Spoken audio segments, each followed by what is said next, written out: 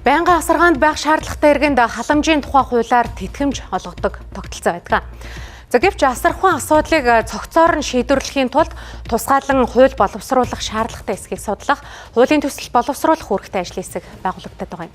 За ажлын хэсэг асаргаа сувилгаан шаардлагатай иргэнд тэтгэмж үзүүлдэг байхаас илүү асархуйн ажил хийдэг иргэдэд үйлчилгээ үзүүлэх бий болгох шаардлагатай гэж үзжээ. За тухайлбал асархуйн ажил хийдэг иргэд сэтгэл санааны хувьд маш өндөр стресст өртдөг тул тэдэнд зориулсан сэтгэл зүйн үйлчилгээ үзүүлэх асуудлыг хуулийн хүрээнд бий болгохоор ярьж байна гэсэн байна.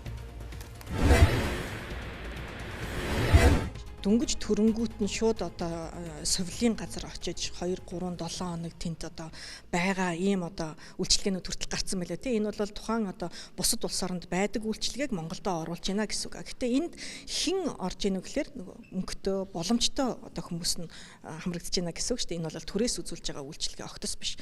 Тэгвэл бусад улс оронд одоо энэ бол бас төрөөс үзүүлдэг энэ няран үеийн одоо тусалцаа дэмжлэг гэдэг байдлаараа орж ирж байна. Манай улсад бол тийм юм одоохондоо байхгүй. Манайх бол одоо 0-3 насны хүүхдээ гэртээ асраад сууж байгаа эцэг эхчүүдэд сарын 50,000 төгрөг олгоод байгаа шүү дээ. Тэгэхээр зүгээр бэлэн мөнгө олгодог энэ системийг болоод эсрэгээр нийгмийн үйлчилгээнүүд нь илүү зүйтэй юм биш үү гэдэг асуудлыг бид нар бас ярих хэрэгтэй болж байгаа хэрэг. Тэгэхээр манай халамжийн сангаас үзүүлж байгаа бүхий л одоо энэ үйлчилгээнүүдийн 99% нь бол бэлэн мөнгөөр л байдаг. Тэгэхээр тухайн айлрах тухайн хүнд мөнгө өчөөл зогсоогоод байдаг бол бусад улс оронд 70-30 харьцаатай буюу за бэлэн одоо энэ мөнгөний харилцаанд 70% нь 30% нь бол цаг яг үйлчилгээгээр байдаг гэсэн үг. Тэгэхээр манай улс ч гэсэн ядаж энэ 70-30 руугаа энэ халамжийн сангаар олгогдож байгаа үйлчилгээнүүдийг зүгээр мөнгө өгөө зогсдог биш харин үйлчилгээнүүдэд сайжруулах хэрэгцээ шаардлага байна гэдгийг ярьж байгаа.